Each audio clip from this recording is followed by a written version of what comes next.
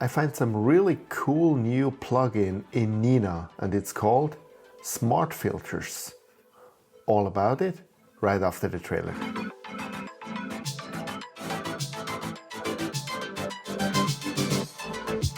Hey, this is You Into Space. I'm Sasha from Switzerland, so grüezi miteinander and thanks for watching my channel. Okay, so let's have a look at this new plugin, Smart Filters. As you can imagine, it is about filters, and as it is like filters, like more than one, it is obviously mostly interesting if you're shooting mono. First of all, how do you install it in Nina? You simply go to Available, you scroll down until you see Smart Filters, which I will not see anymore now because I already installed it, haha. But anyway, then you just click on it and you click Install up here and it will install it. Then you have to restart and then you will find it here in Installed Smart Filters. But actually all you find in here is a long description what it can do and which I will show you right now. So there's no settings at all. Smart Filters is actually in imaging, and when you install it, you find up here this little icon, which you can shut it off and on. It will then be a little tab down here. And so here we have now the Smart Filters. So what is it? What can you do? Let's assume the following. You're shooting narrowband, so HA, O3, and S2. You already see the filters are now placed in here. That's a little nice gimmick. Let's also say that you want to shoot RGB stars like you should. So you also need R, you also need G, and you also need B. Okay, we have 6 filters. So it's summer. So I can actually start to shoot at about 11 o'clock in the evening. And I can stop shooting at about 4 o'clock in the morning. So I have about 5 hours time. So now I can say I want to use 30% of my time shooting O, 30% for HA, 30% for S2, and then for the stars I only want to invest 10% altogether, so about 3% each.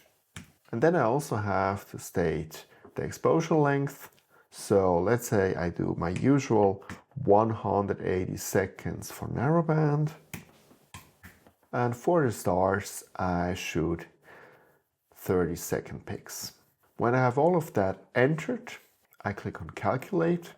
So it shows me the whole thing here graphically.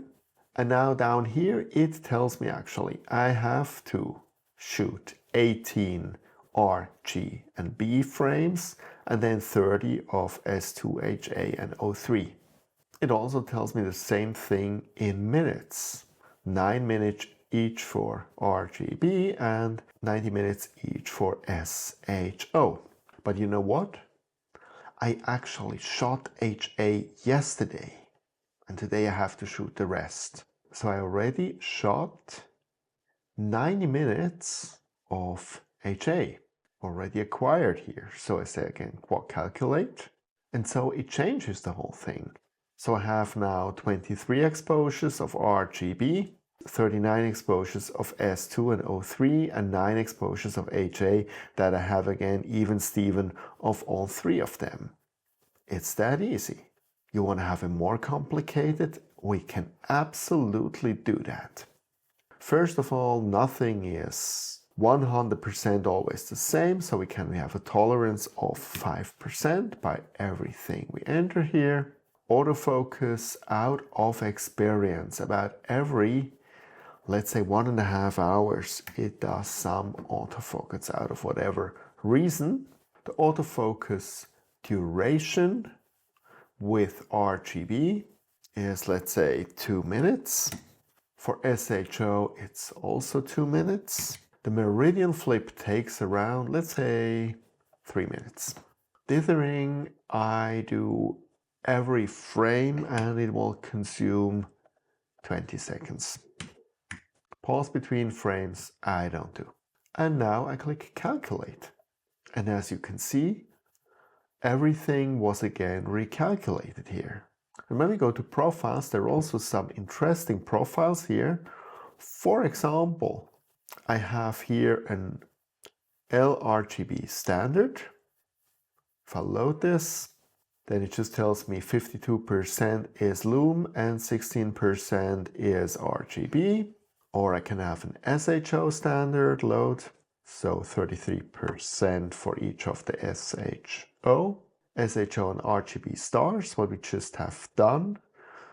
Here the software means it should be 5.3% for RGB and the rest then for SHO. We also have here an LRGB plus HA, for example, for galaxies. So it's 35% luminance, 15% for the color, and 20% for HA. So, and you can actually do additional ones here. So you can do a user preset. And you can obviously now change the settings here and then save it under them so that you have for all of your situations the right scenario already here saved, and you can simply switch it. So there is only one thing which is sad, kind of, because this could also be a little software outside of Nina, because it has no interface to the sequencer. So it's not like I can just now simply click a button and I have all this data in the sequencer with the right filters. That's not gonna fly. So it's only for you to calculate. Afterwards, you have to write this down and then you go in the sequencer and enter it manually. So here there's definitely some additional potential to improve that, because that would be really cool if I could just simply now press a button, import, and it would just import it in the sequencer. That would be lovely. But already that, if you do not like to rotate constantly 5R, 5B, 5G and so on, and then again and again and again, if you like to shoot the filter in sequence, so to save focusing time and so on, then this is the perfect tool so that you can really exploit every minute of the night or multiple nights, and so that at the end you have even Steven the same amount of integration time for the different filters. So I think this is still a lot of help, and if you're shooting mono, I would absolutely encourage you to download that and to use it. And that is already everything for today. Hope to see you next time, and clear skies.